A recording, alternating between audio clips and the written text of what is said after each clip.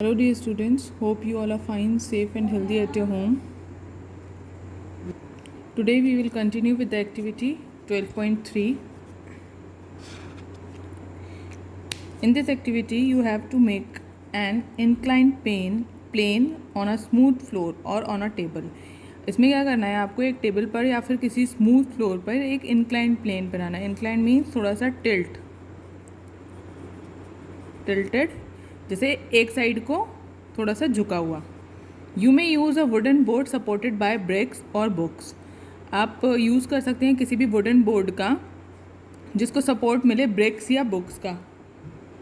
Like this, देखिए एक table है, इसमें ये एक बोर्ड लिया गया वुडन बोर्ड जिसको बुक का सपोर्ट मिला हुआ है पीछे. Put a mark with a pen at any point A on a inclined plane. देखिए जैसे ये इन्होंने इस पे वुडन बोर्ड पे मार्क ए किया हुआ है. Now let a pencil cell move down from this point. इसी पॉइंट ए से आपको क्या करना है, एक पेंसिल सेल मूव डाउन करना है, मतलब वहाँ से उसको नीचे की तरफ गिराना है. How far does it move on the table before coming to rest. Rest में आने से पहले वो टेबल पर कितनी डिस्टेंस तक मूव करता है.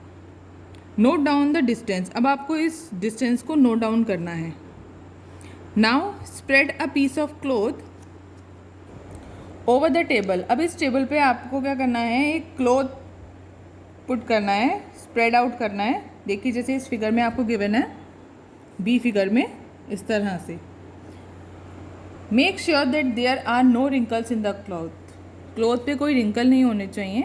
Try the activity again. इस एक्टिविटी को दोबारा से करना है. Repeat this activity by spreading a thin layer of sand over a table. Maintain the same slope throughout the activity. इस एक्टिविटी को आप एक, जैसे आपने क्लॉथ को स्प्रेड करके किया, सैंड को भी स्प्रेड करके आप कर सकते हैं.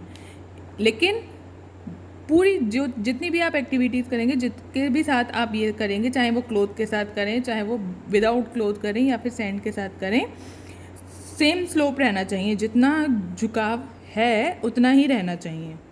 इन which case is the distance covered the minimum. किस में सबसे कम डिस्टेंस कवर होगी. देखिए आपको फिगर में भी दिख रहा होगा, जब आप फिगर को नोटिस करेंगे.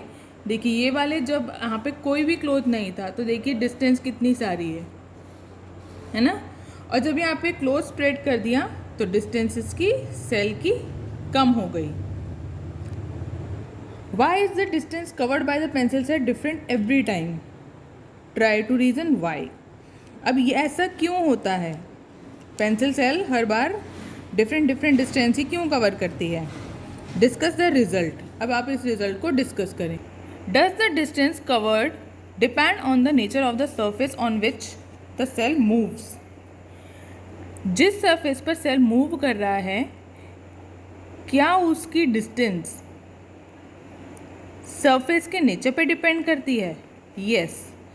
Could the smoothness of the surface of the cell also affect the distance travel by it. जितनी स्मूथ सरफेस होगी उतनी ज़्यादा डिस्टेंस सेल कवर करेगा. जितनी रफ सरफेस होगी उतना ही सेल कम डिस्टेंस कवर करेगा. Now continue with the important topic of this chapter. Friction is caused by. Friction होता कैसे है. Friction is caused by the irregularities of the two surfaces in contact. अगर देखिए to surface है contact में, means ये table है, surface की टेबल की सरफेस है और ये बुक की सरफेस है.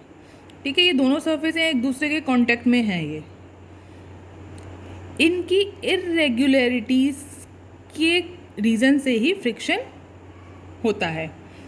Even though surfaces which appear very smooth have a large number of minute irregularities on them. Surface smooth भी हो तब भी उसमें कुछ ना कुछ इरेगुलरिटीज़ होती ही हैं. देखिए जैसे ये टेबल दिया है, ये सरफेस दिया है आपको टेबल का, ये सरफेस दिया है आपको बुक का. देखिए इसमें ये इरेगुलरिटीज़ जो है, ये अप डाउन जो इसमें ये ग्रूव और ये बन रहे हैं, ग्रूव्स जो बन रही हैं, ये आपस में इंटरलॉक हो जाते हैं. जैसे ये रही टेबल की सरफेस और ये रही बुक की सरफेस। देखिए ये हाइंज और ये बन रहे हैं ना ग्रूव्स, ये एक दूसरे के कांटेक्ट में आके इंटरलॉक हो जाते हैं। Irregularities on the two surfaces lock into one another. देखिए जिस तरह अभी मैंने आपको बताया था ना, दोनों सर्फेसेस की इरेगुलरिटीज क्या करती हैं, एक दूसरे को लॉक कर लेती हैं। When we attempt to move any surface we have to apply a force to overcome interlocking. अगर हमें किसी भी सर्फेस को मूव कराना है, मीन्स इस टेबल से बुक को मूव कराना है, तो हमें इनकी इंटरलॉकिंग को ब्रेक करना पड़ेगा। इंटरलॉकिंग को ब्रेक करने के लिए हमें कुछ ना कुछ फोर्स अप्लाई करना होगा, ठीक। On rough surfaces there are a larger number of irregularities. देखिए जब स्मूथ सर्फेस में इतनी इरेगुलरिटीज़ हैं तो रफ सरफेस में तो उससे ज़्यादा इरेगुलरिटीज़ होंगी। और रफ सरफेस पे हमें अगर किसी भी चीज़ को मूव कराना है तो हमें स्मूथ सरफेस से ज़्यादा फोर्स को अप्लाई करना होगा, तभी वो चीज़, वो ऑब्जेक्ट मूव हो पाएगा।